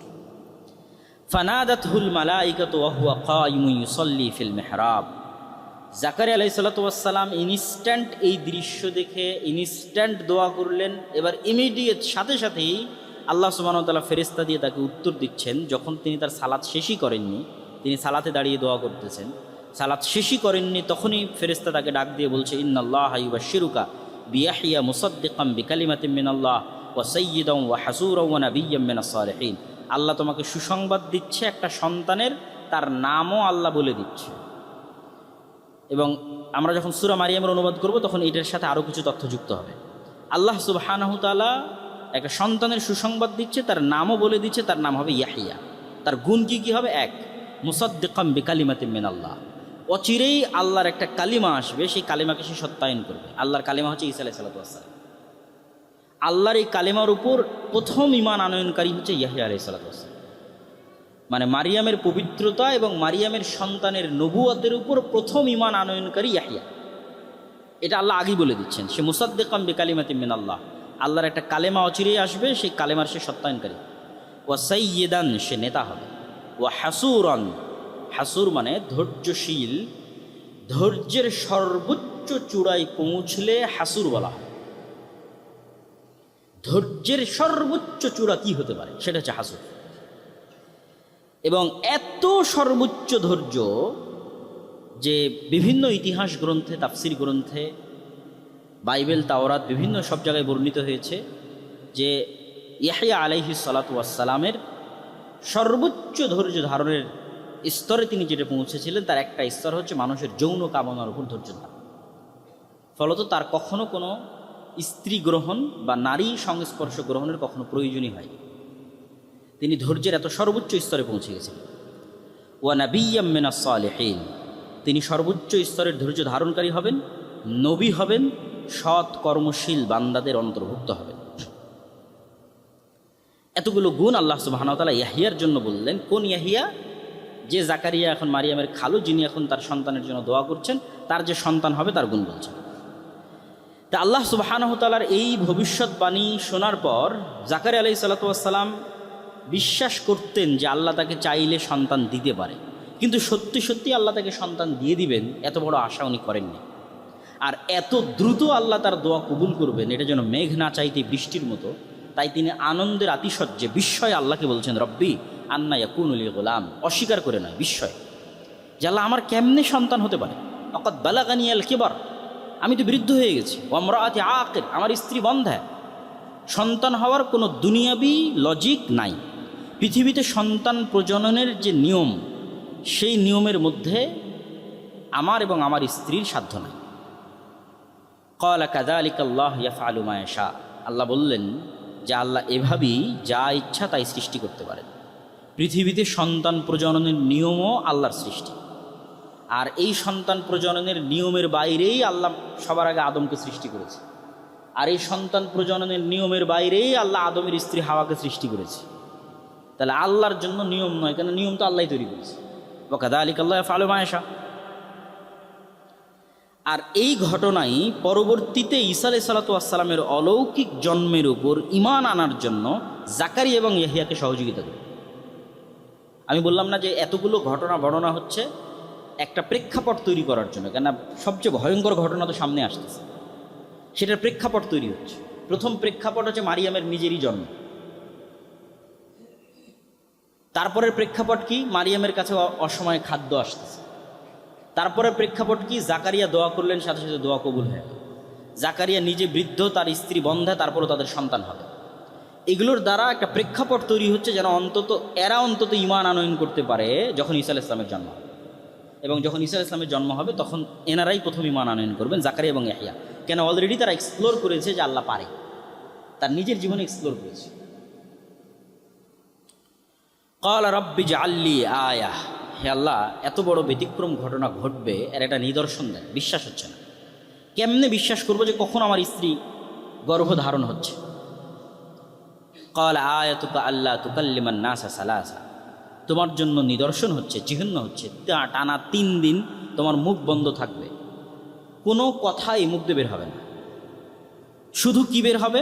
ওয়াজকুর রাব্বাকা কাসীরান ওয়াসাব্বিহ বিল আশিয়্যি ওয়াল ইবকার, শুধু সকাল সন্ধ্যায় তাসবিহ হবে আর সবসময় আল্লাহর জিকির হবে। 3 দিন পারলে আল্লাহর জিকির করো, না পারলে মুখে তালা দিয়ে রাখো। মুখে তালা থাকবে, মানুষের সাথে কোনো কথা হবে না, যদি মানুষের সাথে খুব জরুরি প্রয়োজন হয় ইশারায়, কিন্তু মুখ খোলা যাবে না। আর মুখ যদি খোলে তাহলে আস্তাগফিরুল্লাহ, আলহামদুলিল্লাহ, লা ইলাহা ইল্লাল্লাহ, লা ইলাহা ইল্লাল্লাহু ওয়াহদাহু লা শারীকা লাহু, লাহুল মুলকু ওয়া লাহুল হামদু ওয়া হুয়া আলা কুল্লি শাইইন কাদির, সুবহানাল্লাহি ওয়া বিহামদিহি সুবহানাল্লাহিল আযীম। এগুলো জিকির, আজকার, তাসবিহ, তাহলিল। আল্লাহ জাকারিয়ার জন্য এত বড় অসম্ভবকে সম্ভব করে দিচ্ছেন। অপ্রয়োজনীয় কথা বন্ধ, জিকির, আজকার এবং সকাল সন্ধ্যা তাসবিহ। তো আপনার জীবনেরও অনেক অসম্ভব আল্লাহ সম্ভব করে দিতে পারে জিকির দিয়ে, অনেক অসম্ভবকে আল্লাহ সম্ভব করে দিতে পারে সকাল সন্ধ্যা তাসবিহ। এর চেয়ে শক্তিশালী এবং এর চেয়ে পাওয়ারফুল অন্তত বর্তমান পৃথিবীতে কিছু নাই সকাল সন্ধ্যার জিকিরের চেয়ে। আর সর্বশ্রেষ্ঠ জিকির পবিত্র কোরআন। ওয়াইদ ক্বালাতিল মালাইকাতু ইয়া মারইয়াম ইন্নাল্লাহা আসতাফাকি ওয়া তাহহারাকি ওয়াসতাফাকি আলা নিসাইল আলামিন। এবার মূল ঘটনার প্রেক্ষাপট তৈরি করা সম্পূর্ণ। এবার আল্লাহ মারিয়ামকে বলছে ফেরেশতাদের মাধ্যমে, হে মারিয়াম, ইন্নাল্লাহা আসতাফাকি, আল্লাহ তোমাকে বাছাই করেছে, ওয়া তাহহারাকি, এবং আল্লাহ তোমাকে পবিত্র করেছে, ওয়াসতাফাকি আলা নিসাইল আলামিন, আর আল্লাহ তোমাকে বাছাই করেছেন সারা পৃথিবীর সকল মহিলার উপর। তো 2বার বাছাই করার অর্থ কি? ধারাবাহিকভাবে আমি বলে যাচ্ছি। স্মরণ করুন সেই সময়ের কথা যখন ফেরেশতারা বলল, হে মারিয়াম, আল্লাহ নিশ্চয় তোমাকে মসজিদে আকসার খেদমতের জন্য বাছাই করেছেন। এটা প্রথমবার তার মায়ের মানতের কবুলিয়াতে মসজিদে আকসার খেদমতের জন্য বাছাই করেছেন, যা মূলত তার মায়ের মানতের কবুলিয়াত ছিল। আর তিনি তোমাকে তোমার মায়ের দোয়া অনুযায়ী শয়তানের প্ররোচনা থেকে পবিত্র করেছেন। আর মারিয়াম আলাইহিস সালাতু ওয়াস সালামের সর্বোচ্চ পবিত্রতা কী ছিল? শারীরিকভাবে আল্লাহ তাকে পবিত্র করেছিলেন হায়েজ এবং নিফাস থেকে। তিনি কখনো কোনো দিন হায়েজা হননি এবং তার নেফাস হয়নি সন্তান প্রসবের পর। আর শারীরিক পবিত্রতার সর্বোচ্চ স্তর ছিল আল্লাহ সুবহানাহু ওয়া তাআলা তাকে পুরুষের সংস্পর্শ থেকে চিরদিনের জন্য পবিত্র করেছিলেন। আর মানসিকভাবে আল্লাহ সুবহানাহু ওয়া তাআলা তোমাকে সকল গুনাহ এবং গুনাহের চিন্তা থেকে পবিত্র করেছে। আর এইভাবেই মহান আল্লাহ সুবহানাহু ওয়া তাআলা এবার দ্বিতীয়বার বাছাই করছে, আস্তাফাকে আলা নিসাইল আলামিন, সারা পৃথিবীর সকল মহিলার মধ্যে আল্লাহ তোমাকে বাছাই করেছে পিতাবিহীন ঈসা আলাইহিস সালাতু ওয়াস সালামের মা হওয়ার জন্য। সমগ্র পৃথিবীর সকল নারীদের মধ্যে আল্লাহ তোমাকে বাছাই করেছে। তো অলৌকিক সন্তানের সুসংবাদ আসার পূর্বেই মহান আল্লাহ তার মায়ের পবিত্রতার সর্বোচ্চ সাক্ষ্য দিলেন। কেন এখন অলৌকিক সন্তানের সংবাদ আসে, তা আগেই তার পবিত্রতার ঘোষণা আল্লাহ দিয়ে দেন। তারপর আল্লাহ বলছেন, ইয়া মারিয়াম কুনুতি লিরাব্বিকি ওয়াসজুদি ওয়ারকাই মা'আর রাকিঈন। যখনই কেউ মহান আল্লাহর মনোনীত বান্দা হয়, যখন আল্লাহর বিশেষ কোনো দয়া এবং রহমত পায়, তখন দায়িত্ব বেড়ে যায়। কিসের দায়িত্ব বাড়ে? রবের শুকরিয়া আদায়ের দায়িত্ব বাড়ে। তো যেহেতু আল্লাহ আগের বাক্যে বললেন, মারিয়াম তোমাকে এত এত নেয়ামত রহমত বরকতের জন্য আমি বাছাই করেছি, বা তোমার কাজ কি? তোমার কাজ হচ্ছে, হে মারিয়াম, তুমি তোমার রবের একনিষ্ঠ অনুগত হও, লম্বা সময় সালাতে দাঁড়িয়ে থাকো, বেশি বেশি সিজদা করো এবং মসজিদে আকসায় রুকুকারীদের সঙ্গে জামাতে রুকু করো। মেয়েরা যেমন মসজিদে ইতিকাফ করতে পারে, তেমনি তারা চাইলে জামাতেও সালাত আদায় করতে পারে, যা এই আয়াত থেকে স্পষ্ট বোঝা যায়। আর এই আয়াত থেকে আরও একটা জিনিস বোঝা যায় যে মানুষের জীবনের প্রকৃত মর্যাদার যে সিক্রেট, সর্বোচ্চ সম্মানের আসীন হওয়ার যে সিক্রেট, সেই সিক্রেটটা হচ্ছে আল্লাহর সামনে বিনয় হওয়া, আল্লাহর অনুগত হওয়া, পবিত্র থাকা, বেশি বেশি জিকির আজকার করা, জামাতে সালাত আদায় করা এবং রুকু করা এবং অতিরিক্ত সিজদা করা, যেগুলো আল্লাহ মারিয়ামের জন্য বললেন, যেগুলো আল্লাহ জাকারিয়ার জন্য বললেন। এগুলোই পৃথিবীতে এবং পরকালে সর্বোচ্চ সম্মানে সম্মানিত হওয়ার সিক্রেট, যা আল্লাহ তাদের জন্য নির্ধারণ করে দিলেন। যালিকা মিন আম্বাইল গায়বি নুহিহি ইলাইক ওয়া মা কুনতা লাদাইহিম ইয ইলকুনা আকলামাহুম আইয়ুহুম ইয়াকফুলু মারইয়াম ওয়া মা কুনতা লাদাইহিম ইয ইয়াখতাসিমুন। এবার ওই যে জাকারিয়া আলাইহিস সালাতু ওয়াস সালাম মারিয়ামের দায়িত্ব নিয়েছিলেন, ওই দায়িত্বটা তিনি কিভাবে পাচ্ছেন সেটা বলতে গিয়ে আল্লাহ ভূমিকাটা এভাবে ধরলেন যে জাকারিয়া, ইয়াহিয়া এবং মারিয়াম সম্পর্কে এতক্ষণ যা আলোচিত হয়েছে এবং ঈসা আলাইহিস সালাতু ওয়াস সালামের জন্ম এবং তার পরবর্তী ঘটনা যা আলোচিত হবে কোরআনে, এগুলো সব গায়েবের সংবাদ, যা আমরা ওহির মাধ্যমে আপনাকে জানাচ্ছি হে মুহাম্মদ সাল্লাল্লাহু আলাইহি ওয়াসাল্লাম।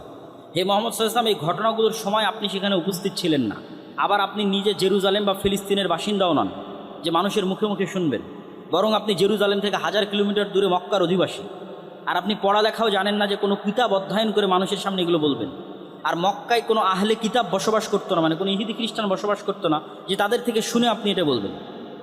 আর আহলে কিতাবের এক অংশ তো মারিয়ামের সন্তানকে আল্লাহর সন্তান মনে করে, আর এক অংশ তথা ইহুদিরা তো মারিয়ামকে ব্যভিচারী মনে করে, নাউজুবিল্লাহ। আর এক অংশ তো ঈসা আলাইহিস সালাতু ওয়াস সালাম মারা গেছেন মর্মে বিশ্বাস করে। আর আপনি মুহাম্মদ সাল্লাল্লাহু আলাইহি ওয়াসাল্লাম সর্বপ্রথম কোরআনের মাধ্যমে এই তিনটা জিনিস পরিষ্কার করে দিচ্ছেন। কি কি পরিষ্কার করছেন? মারিয়াম আলাইহিস সালাতু ওয়াস সালাম পবিত্র, সেটা পরিষ্কার করছেন। আর কি পরিষ্কার করছেন? ঈসা আল্লাহর সন্তান নয়, এটা পরিষ্কার করছেন। আর কি পরিষ্কার করছেন? ঈসা মারা যায়নি, সেটা পরিষ্কার করছেন। কেউ জানতো না পৃথিবীতে। এগুলো সব আমি আপনাকে আল্লাহ সুবহানাহু ওয়া তাআলা ওহির মাধ্যমে জানিয়ে দিচ্ছে। এটা রাসূল সাল্লাল্লাহু আলাইহি ওয়াসাল্লামের সত্য ওহির হওয়ার প্রমাণ বহন করে। তো এইরকম একটা ছোট্ট ঘটনা এবার আমি আপনাকে জানাই। এই প্রেক্ষাপটে আল্লাহ বলতেছেন সেই ঘটনা কি, কীভাবে মারিয়ামের দায়িত্ব পেলেন জাকারিয়া। যখন মারিয়ামের জন্ম হয় তখন তার দায়িত্ব কে নিবে তা নিয়ে বিতর্ক তৈরি হয়। মসজিদে আকসায় ইবাদতকারী আল্লাহর প্রিয় বান্দারা সবাই চায় মারিয়ামের দায়িত্ব নেওয়ার জন্য, যেহেতু তার পিতা ছিল না। এটাকে তারা কল্যাণকর এবং নেকির কাজ মনে করছিল। তো যখন তারা সবাই দায়িত্ব নিতে চাইল, তখন তারা সিদ্ধান্ত নিল যে আমরা লটারি করব এবং লটারির মাধ্যমে নির্ধারিত হবে কে মারিয়ামের দায়িত্ব নেবে। এবং লটারির ধরন ছিল সবাই কলম পানিতে নিক্ষেপ করবে, নদীতে অথবা এমনি পানিতে। যদি স্রোতস্বিনী নদীতে নিক্ষেপ করে তাহলে কলম স্রোতের বিপরীতে যাবে, আর যদি স্বাভাবিক পানিতে নিক্ষেপ করে সব কলম ডুবে যাবে, যার কলম ভেসে থাকবে সে মারিয়ামের দায়িত্ব পালন। তো তারা যে কলমগুলো দিয়ে তাওরাত লিখত, যেহেতু সবাই আল্লাহর প্রিয় বান্দা, সবাই মসজিদে আকসায় আল্লাহর দিনের খেদমত করতো, দায়ী ইলাল্লাহ, জাকারিয়াও একজন নবী এবং দায়ী ইলাল্লাহ, তারা যে কলমগুলো দিয়ে তাওরাত লিখত সেগুলো তারা পানিতে নিক্ষেপ করত। সবার কলম ডুবে গেল, কিন্তু জাকারিয়া আলাইহিস সালাতু ওয়াস সালামের কলম ভেসে থাকলো অথবা স্রোতের বিপরীতে চলল। তখন জাকারিয়া আলাইহিস সালাতু ওয়াস সালামকেই দায়িত্ব দেওয়া হলো মারিয়াম আলাইহিস সালাতু ওয়াস সালামের লালন পালন। তো এই ঘটনাও আপনি জানতেন না হে মুহাম্মদ সাল্লাল্লাহু আলাইহি ওয়াসাল্লাম, আমি জানিয়ে দিই। আর জানার কোনো পরিবেশ আপনার কাছে নাই, কেন আপনার বাড়ি জেরুজালেমে নয়, আপনি পড়া জানেন না, মক্কায় কোনো ইহুদি খ্রিস্টান বসবাস করে না।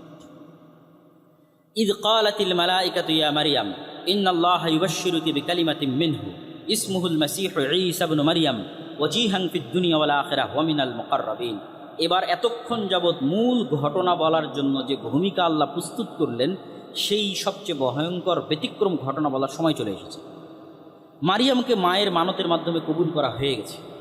অসময়ে মারিয়ামের কাছে খাবার প্রদান করা হয়েছে। অতিরিক্ত জিকিরের মাধ্যমে স্বামীর বার্ধক্য থাকার পরেও এবং স্ত্রীর বন্ধ্যা হওয়ার পরেও তাদের গর্ভে সন্তানের জন্ম হয়েছে। জাকারিয়ার গর্ভে মারিয়ামের পবিত্রতার ঘোষণা হয়েছে, তাকে বেশি বেশি ইবাদতের আদেশ দেওয়া হয়েছে, জাকারিয়াকে বেশি বেশি জিকিরের আদেশ দেওয়া হয়েছে। এখন মূল যে ঘটনা, সেই ঘটনার প্রেক্ষাপট প্রস্তুত। এবার ফেরেশতারা মারিয়ামকে বলছেন, ইয়া মারিয়াম ইন্নাল্লাহা ইউবাশশিরুকি বিকালিমাতিন মিনহু, আল্লাহ তোমাকে সুসংবাদ দিচ্ছেন আল্লাহর একটা কালিমার। ইসমুহুল মাসীহু ঈসা ইবনু মারইয়াম, আল্লাহর সেই কালেমা হচ্ছে ঈসা ইবনু মারইয়াম। ওয়াজিহান ফিদ দুনিয়া, যে দুনিয়াতে এবং পরকালে সম্মানিত হবে। অমিনাল মুকাররাবিন, এবং আল্লাহর নৈকট্যপ্রাপ্ত বান্দাদের অন্তর্ভুক্ত হবে। তো সেই কালেমা কি? কালেমা হচ্ছে কুন ফায়াকুন। ইদা কাযা আমরান ফাইন্নামা ইয়াকুলু লাহু কুন ফায়াকুন। এবং এটা আল্লাহ নিজেই কোরআনে ব্যাখ্যা করে দিবেন যে এই কালেমা হচ্ছে কুন, যে আল্লাহ সুবহানাহু ওয়া তাআলা ঈসা আলাইহিস সালাতু ওয়াস সালামকে সৃষ্টি করেছেন ঠিক যেভাবে আদম আলাইহিস সালাতু ওয়াস সালামকে সৃষ্টি করেছেন, কুন শব্দের মাধ্যমে। আর ঈসা আলাইহিস সালাতু ওয়াস সালাম যে আল্লাহর সন্তান নন, তা এই আয়াতের মধ্যে আল্লাহ স্পষ্ট করে দিলেন কিভাবে। ঈসা ইবনু মারইয়াম, মারিয়ামের সন্তান ঈসা, তার নাম হচ্ছে ঈসা ইবনু মারইয়াম, মারিয়ামের সন্তান ঈসা, এক বাক্যে স্পষ্ট। তার আরেকটা নাম কি? আল মাসীহ, তাকে উপাধি দেওয়া হলো মাসীহ। এই মাসীহ উপাধির ঈসা শব্দের অর্থ নেতা হওয়া। এটা হিব্রু ইয়াসুর থেকে আরবিতে ঈসায় পরিণত করা হয়েছে। আর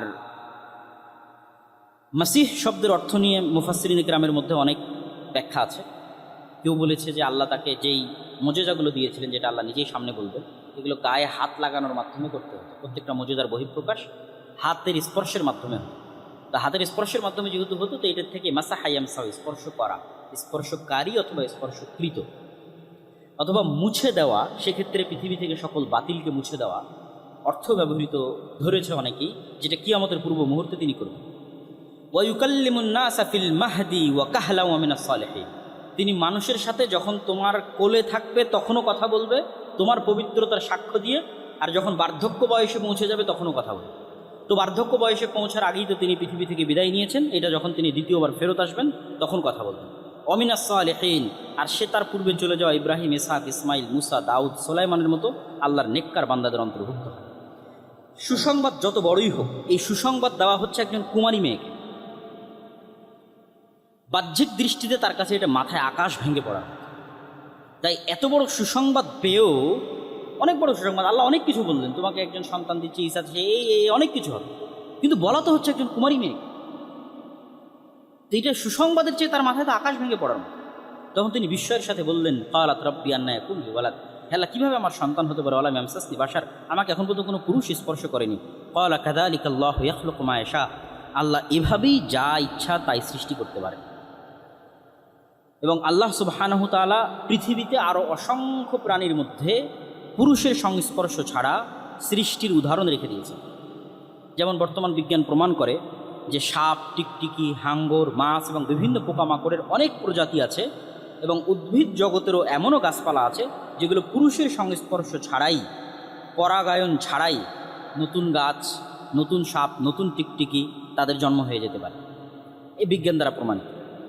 তো মহান আল্লাহ সুবহানাহু ওয়া তাআলা ইয়াহইয়া আলাইহিস সালামের জন্মের ঘটনায় যেই বাক্য ব্যবহার করেছেন, সেই বাক্যের থেকে একটু পরিবর্তন করে এখানে ব্যবহার করেন। জাকারিয়া অভিযোগ করল আল্লাহ কেমনে সন্তান হবে? আল্লাহ বলেন আল্লাহ যা ইচ্ছা তাই করতে পারে। আর এখানে বললেন আল্লাহ যা ইচ্ছা তাই সৃষ্টি করতে পারে। কেননা এই সৃষ্টিটা একদম নতুন সৃষ্টি। জাকারিয়ার ক্ষেত্রে তো আইন লঙ্ঘন করা হয়, স্বামী স্ত্রীর মাধ্যমেই সন্তানের জন্ম হয়েছে, যতই বার্ধক্য, ফলত এটা সম্পূর্ণ নতুন সৃষ্টি নয়। আল্লাহ ওখানে বলে যে আমি যা ইচ্ছা তাই করতে পারি, এখানে বলে যে আমি সম্পূর্ণ নতুন সৃষ্টি, যেমন আদমকে নতুন সৃষ্টি করেছি, সম্পূর্ণ কুন কালেমার মাধ্যমে, হও এই কালেমার মাধ্যমে। ইদা কদা আমরাং ফাইন্নামা ইয়াকুলু লাহু কুন ফায়াকুন। এবার আল্লাহ নিজেই বলে দিচ্ছেন ওই কালেমাটা কি। আল্লাহ যখনই কোনো কিছু করার, সৃষ্টি করার ইচ্ছা পোষণ করেন, তখন দুনিয়ার যে নিয়ম, এই নিয়মগুলো আল্লাহর নির্ধারিত নিয়ম। আল্লাহ এই নিয়মগুলো সৃষ্টি করেছে। তো এই নিয়মের বাইরে গিয়েই তো আল্লাহ এগুলোকে প্রথম সৃষ্টি করেছে। এখন নয় আমি বীজ প্রথম বপন করতে, তাই বীজ হচ্ছে। প্রথম ধান কিভাবে হয়েছে, কোন বীজ থেকে প্রথম ধান হয়েছে, কোন ডিম থেকে প্রথম মুরগি হয়েছে, ওগুলো সব কোন দিয়ে হয়েছে। তারপরে তো এই নিয়ম আল্লাহ তৈরি করে দিয়েছে যে এর বীজ থেকে এর বীজ, এর বীজ থেকে এর বীজ এভাবে হতে থাকে। কিন্তু প্রথম যখন মানুষ হয়েছে কিভাবে হয়েছে, কোন। তো ঠিক তেমন ঈসা আলাইহিস সালাম আল্লাহ সুবহানাহু ওয়া তাআলার কুন, এই শব্দের ভিত্তিতেই আল্লাহ সুবহানাহু ওয়া তাআলা তাকে সৃষ্টি করেছে। ইউআল্লিমুহুল কিতাবা ওয়াল হিকমাতা ওয়াত তাওরাত আল ইনজিল। সে শিক্ষা দিবে মানুষকে কিতাব, হিকমত, তাওরাত এবং ইনজিল, তথা সে নবী হবে। এবং সে শুধু নবী নয়, সে রাসূলও হবে। ও রাসূলান ইলা বানি ইসরাঈল, সে বানি ইসরাঈলের জন্য রাসূল হবে। এবং সে মানুষকে ডাক দিয়ে বলবে, হে মানুষ শোনো, আল্লাহ আমাকে কি কি মুজিজা দিয়েছে। ইন্নী আখলুকু লাকুম মিনাত তিনি কাহাইয়াতিত তয়রি। সে একটা মাটির খণ্ড নেবে। এগুলো সব সুসংবাদ ঈসা আলাইহিস সালামের জন্মের আগেই মারিয়ামকে বলা হচ্ছে যে ঈসা এগুলো করবে। সে মানুষকে ডাক দিয়ে বলবে যে এই যে আমি মাটির স্তর হাতে নিলাম এবং এখানে আমি ফু দিব, এই মাটি এখান থেকে পাখি হয়ে আকাশে উড়ে যাবে। ওয়াউবরিউল আকমাহা ওয়াল আবরাস, যে জন্মগত অন্ধ তার চোখে আমি এভাবে বিসমিল্লাহ বলে হাত দিব, বিইজনিল্লাহ, আল্লাহর অনুমতিতে ওর অন্ধত্ব ভালো হয়ে যাবে। যে কুষ্ঠরোগে আক্রান্ত আমি তার শরীরে হাত দিব বিসমিল্লাহ বলে, ভালো হয়ে যাবে। ওহিল মাউতা বিইজনিল্লাহ, সবচেয়ে আশ্চর্য হচ্ছে আমি একদম মৃত মানুষকেও জীবিত করতে পারবো। ঈসা আলাইহিস সালাম বলবেন এবং তিনি বাস্তবে করেছেন। তো মৃত মানুষকে তিনি বিসমিল্লাহ বলে জীবিত করবেন। ওয়া উনাব্বিউকুম বিমা তাআকুলুনা ফি বুয়ুতিকুম ওয়া মা তাদাখিরুন। আর কে আজকে কি খেয়েছে বাড়িতে, আর কার বাড়িতে কি আছে, সব বলে দিতে পারবে। এবং এই পয়েন্টেই মূলত ঈসা আলাইহিস সালামের সাথে তার অনুসারীরা ঠাট্টা করত। এই পয়েন্টটা যখন মুসা আলাইহিস সালাম এগুলো সব মুজিজা দেখালেন, তো মুজিজা দেখে মানুষের অন্তর নরম হয়ে ঈমান আনার কথা। কিন্তু বানু ইসরাঈলের ক্ষেত্রে যেটা বারবার ঘটেছে, বড় বড় মুজিজা দেখেও তাদের অন্তর নরম হয়। তো ঈসা আলাইহিস সালামের সাথে তারা এটা ঠাট্টা করতো। বারবার বলেন তো আজকে আমি কী খেয়ে আসছি, বলেন তো আজকে এখনই আমি কী খেয়ে আসলাম, আজকে বলেন দেখি আমার বাড়িতে কী আছে। তো বারবার এই প্রশ্নের মাধ্যমে ঈসা আলাইহিস সালামকে মূলত ঠাট্টা করা হতো। কিন্তু তিনি বলতে পারতেন। কিন্তু এটা বলতে পারাটা তো মূল উদ্দেশ্য নয়। মূল উদ্দেশ্য তোমরা আমাকে নবী হিসেবে মানো এবং আল্লাহর আনুগত্য। কিন্তু ওইটার জন্য বারবার এসে বলতে থাকা, এটাই হচ্ছে নবীকে অস্বীকার করার শুরু। ومصدقا لما بين يدي من التوراة وليحل لكم بعض الذي حرم عليكم وجئتكم بآية من ربكم فاتقوا الله وأطيعون। আর আমি নতুন কোনো দাওয়াত নিয়ে আসিনি। মূসা আলাইহিস সালাম যে দাওয়াত দিয়ে গেছে তাওরাতের মাধ্যমে, ওইটাকেই সত্যায়ন করতে এসেছে। একই কথা মুহাম্মদ সাল্লাল্লাহু আলাইহি ওয়াসাল্লাম বলেছে, আমি নতুন কোনো দাওয়াত নিয়ে আসিনি।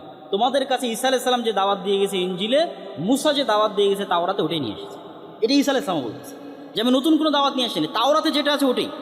ওয়ালিউহিল্লা লাকুম বা'দাল্লাযী হুররিমা আলাইকুম, তবে তোমাদের আমলের কারণে আল্লাহ কিছু কিছু জিনিস তোমাদের উপর হারাম করে দিয়েছে। ওই জিনিসগুলো আসলে হারাম হওয়ার যোগ্য নয় বা আল্লাহর বিধানে হারাম নয়, কিন্তু তোমাদের কারণে স্পেশালি হারাম করা হয়েছে। ওগুলো আমি কিছু কিছু তোমাদের জন্য হালাল করি। যেমন উটের গোস্ত, চর্বি, এগুলো বানু ইসরাঈলের জন্য শাস্তিস্বরূপ হারাম ছিল। ইন্না রব্বি ওয়া রাব্বুকুম ফা'বুদু হাদা সিরাতুম মুস্তাকিম, এটাও ঈসা আলাইহিস সালামের কথা। আমি আর তোমরা, তোমাদের সবার প্রতিপালক আল্লাহ, অতএব ইবাদত হবে আল্লাহ। এটা কেন বলা হচ্ছে? এত এত মুজিজা থাকার পর ঈসা আলাইহিস সালাম কি ইবাদতের যোগ্য? অলৌকিক জন্ম থেকে শুরু, মায়ের কোলে কথা বললেন, অলৌকিকভাবে জন্ম নিলেন, তার মায়ের কাছে অলৌকিকভাবে খাবার আসতো, জীবিতকে মৃত করলেন, মাটি থেকে উড়ন্ত পাখি তৈরি করলেন, সবার অসুস্থতা ভালো করে দিলেন, পুরো জীবনটাই অলৌকিকতায় ভরপুর। আবার জীবিত অবস্থায় আকাশে উঠে যাবে। তো এত অলৌকিকত্বের পরেও কি তিনি ইবাদতের যোগ্য? তখন উনি নিজেই বলছেন, ইন্নাল্লাহ রব্বি ওয়া রব্বুকুম, নিশ্চয় আল্লাহ আমার রব এবং তোমাদের রব, আমি আল্লাহরই বান্দা। অতএব তোমরা আমার নয়, আল্লাহরই ইবাদত। হাদা সিরাতুম মুস্তাকিম, আর এটাই হচ্ছে অতীত থেকে যুগ যুগ থেকে চলে আসা নবীদের দাওয়াত। একটা কথা, রব্বি ওয়া রব্বুকুম ফা'বুদু, সেটা তোমরা আল্লাহর ইবাদত। ফালাম্মা হাসসা ঈসা মিনহুমুল কুফরা ক্বালা মান আনসারি ইলাল্লাহ। এই যে বললাম যে তিনি এতগুলো মুজিজা দেখালেন, তো এই মুজিজা অন্যগুলো তো মোটামুটি মানুষের কাজে লাগে, কিন্তু ওই যে একটা মুজিজা যেটা মানুষ অপব্যবহার করা শুরু করলো, বলেন দেখি এখন কি খেয়ে আসলাম, বলেন দেখি আজকে আমার বাড়িতে কি আছে, এই আচরণে ঈসা ইসলাম কষ্ট পেলেন। এবং তিনি বুঝতে পারলেন যে মানুষ তার উপর ঈমান আনবে না, বরং কুফরি করবে, তাকে অস্বীকার করবে। তখন তিনি বললেন, একে তো মানুষ তার মাকে অপবাদ দিচ্ছে, ওই একটা অপবাদের বোঝা তো তার ব্রেনে মেন্টালি প্রেশার হিসেবে আছে, বাকি এত মুজিজা দেখার পরও মানুষ তার উপর ঈমান আনতেছে না। মান আনসারি ইলাল্লাহ, হে আমার জাতি, বলো তোমাদের মধ্যে কে খালেসভাবে আমার সহযোগিতা করবে আল্লাহর সন্তুষ্টির জন্য। আনসারুল্লাহ, আল্লাহর সহযোগী হবে আল্লাহর সন্তুষ্টির জন্য আমাকে সহযোগিতা করবে কে? ক্বাল আল হাওয়ারিয়ুনা, হাওয়ারিরা বলল যারা সাদা রঙের অধিকারী। শাব্দিক অর্থ হচ্ছে সাদা রঙের অধিকারী। কি সাদা রং? মুফাসসিরিন ইকরাম লিখেছেন তারা সাদা জামা পরতো এই কারণে, কেউ লিখেছেন তারা ধোপা ছিল, কাপড়কে ময়লা থেকে সাদা করতো এই কারণে, কেউ বলে লিখেছেন তাদের অন্তর সাদা ধবধবে ছিল, পরিষ্কার, নিষ্কলুষ হৃদয়, পবিত্র হৃদয়। তো 12 জন হাওয়ারি বলল নাহনু আনসারুল্লাহ, আমরা আল্লাহর সন্তুষ্টির জন্য আপনার এই দিনের দাওয়াত কবুল করলাম, আপনার উপর ঈমান আনলাম। ওয়াশহাদ বিআন্না মুসলিমুন, যদিও প্রথম ঈমান এনেছে জাকারিয়া আলাইহিস সালাতু ওয়াস সালাম, প্রথম ঈমান এনেছে ইয়াহইয়া আলাইহিস সালাতু ওয়াস সালাম, এবং ইয়াহইয়া এবং ঈসা আলাইহিস সালাতু ওয়াস সালাম তারা একই সাথেই তৎকালীন পৃথিবীতে দাওয়াতি কাজ করত। 2-3-4 বছরের ছোট বড়। ইয়াহইয়া আলাইহিস সালাতু ওয়াস সালাম 3-4 বছরের বড়, আর ঈসা আলাইহিস সালাতু ওয়াস সালাম 3-4 বছরের ছোট। ওয়ামাকারু ওয়ামাকারাল্লাহ ওয়াল্লাহু খায়রুল মাকিরিন, ইহুদিরাও ষড়যন্ত্র করলো আর আল্লাহও তাদের বিরুদ্ধে পাল্টা ষড়যন্ত্র করলো। আর আল্লাহর যদি পাল্টা ষড়যন্ত্র করেন সেটাকে আর কেউ বাধা দিতে পারে। তো কি হলো এই আয়াতের ব্যাখ্যাকে, এই ধারাবাহিকতায় আয়াত কেন আসলো? তো ঈসা আলাইহিস সালাতু ওয়াস সালাম এবং হাওয়ারিরা মিলে এবং ইয়াহইয়া আলাইহিস সালাতু ওয়াস সালাম মিলে জেরুজালেম, ফিলিস্তিন এবং সিরিয়ার মাটিতে যে তাওহীদের দাওয়াত দেওয়া শুরু করলেন, আর উনি যে সবসময় মুজিজাগুলো দেখাতেন, ধীরে ধীরে এই 12 জন দিয়ে শুরু, ইয়াহইয়া দিয়ে শুরু, ধীরে ধীরে তার অনুসারীর সংখ্যা বাড়তেই লাগলো। এবং যখন তার অনুসারীর সংখ্যা বাড়তে লাগলো, তখন ভণ্ড ইহুদি ধর্মীয় নেতা যারা ছিল তাদের মুখোশ উন্মোচিত হতে লাগলো। হিংসার বশবর্তী হয়ে ইহুদিরা তো আগে থেকে তার মায়ের নামে মিথ্যা অপবাদ রটাতো, তারা তার সাথেও শত্রুতার সর্বোচ্চ শিখরে পৌঁছে গেল। এবং কোনো কিছুতেই যখন ঈসা আলাইহিস সালামের দাওয়াত থামানো সম্ভব হচ্ছিল না, তখন রোমান শাসকের সহযোগিতা নিয়ে ঈসা আলাইহিস সালামকে এবং ইয়াহইয়া আলাইহিস সালামকে, 2 জনকে হত্যার ষড়যন্ত্র করা। এবং ইতিহাস বলে যে 3 জনকেই, মানে ইহুদি খ্রিস্টানদের দাবি অনুযায়ী 3 জনকেই হত্যা করা হয়েছে। জাকারিয়াকেও হত্যা করা হয়েছে, ইয়াহইয়াকেও হত্যা করা হয়েছে, ঈসা আলাইহিস সালামকে হত্যা করা হয়েছে। ইসলাম এসে বলল যে ঈসা আলাইহিস সালাম নিহত হবে, 500 বছর পরে এসে ঈসা আলাইহিস সালামকে আল্লাহ উঠিয়ে নিয়েছে। কিন্তু জাকারিয়া এবং ইয়াহইয়া আলাইহিস সালামের বিষয় ইতিহাসে মোটামুটি প্রসিদ্ধ যে তাদেরকে ইহুদিরা সাকসেসফুলি হত্যা করেছে। এবং 2 জনেরই হত্যার জন্য ভিন্ন ভিন্ন ঘটনা প্রচলিত আছে, সত্য মিথ্যা আল্লাহ ভালো জানে। জাকারিয়া আলাইহিস সালামের জন্য প্রচলিত আছে তিনি একটা গাছের মধ্যে আশ্রয় নিয়েছিলেন, পুরো গাছ করার দিয়ে কেটে ফেলা হয়েছিল এবং তিনিও সেখানে নিহত হয়েছিলেন। আর ইয়াহইয়া আলাইহিস সালামের ক্ষেত্রে প্রসিদ্ধ আছে যে তৎকালীন বাদশাহ এক অবৈধ সম্পর্কে লিপ্ত ছিল, যেটা তাওরাত অনুযায়ী, ইনজিল অনুযায়ী হারাম। তো বাদশাহ চাচ্ছিল যে তার এই কাজকে ধর্মীয় নেতারা বৈধতা দিবে। তো ধর্মীয় নেতাদের মধ্যে ইয়াহইয়া আলাইহিস সালাতু ওয়াস সালাম এই কাজের বৈধতা না দিয়ে সেটাকে ওপেন হারাম ঘোষণা করে। এবং ইয়াহইয়া আলাইহিস সালামের এই হারাম ঘোষণার কারণে তার ভিতরে এবং তার যেই মেয়ের সাথে তার অবৈধ সম্পর্ক ছিল তাদের ভিতরে একটা ক্ষোভ বিরাজ করলো যে আমাদের বিরুদ্ধে ফতোয়া দিচ্ছে, এর প্রতিশোধ আমরা নিব। তো ফলো ওই মেয়ে বাদশার কাছে চাইলো যে তুমি যদি আমাকে সন্তুষ্ট করতে চাও তাহলে ইয়াহইয়ার মাথা চাই, কাটা মাথা। তখন বাদশাহ তার সেই প্রেমিকাকে সন্তুষ্ট করার জন্য ইয়াহইয়া আলাইহিস সালাতু ওয়াস সালামের কর্তনকৃত মাথা সেখানে উপস্থিত করেছিল, তথা ইয়াহইয়া আলাইহিস সালামকে হত্যা করেছিল। তো তাদের ষড়যন্ত্র কোথায় গিয়ে সফল হয়নি? ঈসা আলাইহিস সালাতু ওয়াস সালামের ক্ষেত্রে গিয়ে সফল হয়নি, যেটা আল্লাহ বলছে যে তারা ঈসা আলাইহিস সালাতু ওয়াস সালামকে হত্যার ষড়যন্ত্র করলো। কিন্তু আল্লাহ সুবহানাহু ওয়া তাআলা কী করলেন? আল্লাহ পরের আয়াতে বলছেন ইদ ক্বালাল্লাহু ইয়া ঈসা ইন্নী মুতাওয়াফিকা ওয়া রাফিউকা ইলাইয়া ওয়া মুতাহহিরুকা মিনাল্লাযীনা কাফারু। ঈসা, আমি তোমাকে ঘুমের মধ্যে ঘুমন্ত অবস্থায় আসমানে উঠিয়ে নেব, রাফিউকা ইলাইয়া, আমার কাছে উঠিয়ে নেব, ওয়া মুতাহহিরুকা, আর তোমাকে আমি পবিত্র করব, যা যা অপবাদ তোমার মায়ের নামে দেওয়া হয়েছে আর মানুষ তোমাকে যা অপবাদ দিয়েছে এগুলো সব কিছু থেকে তোমাকে পবিত্র করব। ওয়া জাইলুল লাযীনা ইত্তাবাউকা ফাওকাল লাযীনা কাফারু ইলা ইয়াউমিল কিয়ামা, আর যারা সত্যিকারভাবে তোমার যে দাওয়াত, তাওহীদের দাওয়াত, এই সত্যিকারভাবে যারা এই দাওয়াতের অনুসরণ করবে, তুমি যে আল্লাহর সন্তান নও বরং আল্লাহর বান্দা এবং আল্লাহর নবী, এটাকে স্বীকার করবে, এবং তোমার মা যে পবিত্র এটাকে স্বীকার করবে, তাদেরকে আমি পৃথিবীতে বিজয়ী রাখবো। সুম্মা ইলাইয়া মারজিউকুম, আর একদিন সবাইকে আমার কাছে ফিরে আসতে। ফাআম্মাল্লাযীনা কাফারু ফাউআযযিবুহুম আযাবান শাদীদা। আচ্ছা, এরপরের 2-3 আয়াত গ্যাপ দিয়ে আল্লাহ সুবহানাহু ওয়া তাআলা বলছেন ইন্না মাসালা ঈসা ইনদাল্লাহ কামাসালি আদম খালাকাহু মিন তুরাবিন সুম্মা ক্বালা লাহু কুন ফায়াকুন। যে কথা আমি আগে বলে এসেছি ওই কথাই আল্লাহ সুবহানাহু ওয়া তাআলা এখানে আরও স্পষ্ট করে বললেন যে দেখো, তোমাদের কাছে ঈসার সৃষ্টি অনেক আশ্চর্যের মতো মনে হতে পারে, কিন্তু ইন্না মাসালা ঈসা ইনদাল্লাহ, আল্লাহর নিকটে ঈসার সৃষ্টি তো আদমের সৃষ্টির চেয়ে বেশি কিছু নয়। ইন্না মাসালা ঈসা ইনদাল্লাহ কামাসালি আদম, আদমকে আল্লাহ যেমন সৃষ্টি করেছে বরং তার চেয়ে কম। আদমকে তো বাপ মা ছাড়াই সৃষ্টি, আর ঈসাকে তো অন্তত মা ছিল, এটা তার চেয়ে কম। খালাকাহু মিন তুরাব, আদমকে সরাসরি মাটি থেকে সৃষ্টি করেছে, কোনো বাপ নাই মা নাই কিচ্ছু নেই। কী দিয়ে সৃষ্টি হয়েছে? কুন ফায়াকুন, হাও হয়ে যাও, এটা দিয়ে সৃষ্টি করেছে। তাহলে তোমাদের কাছে আশ্চর্য মনে হতে পারে, কিন্তু আল্লাহ সুবহানাহু ওয়া তাআলার কাছে আশ্চর্য নয়। আর এটাই আল হাক্কু মির রাব্বিকা ফালা তাকুম মিনাল মুমতারিন। আর এই যে আমি বলছি যে ঈসা আল্লাহর সন্তান নন, বরং ঈসা আলাইহিস সালাতু ওয়াস সালাম ওই রকমই যেমন আল্লাহ আদমকে সৃষ্টি করেছেন, এটাই সত্য।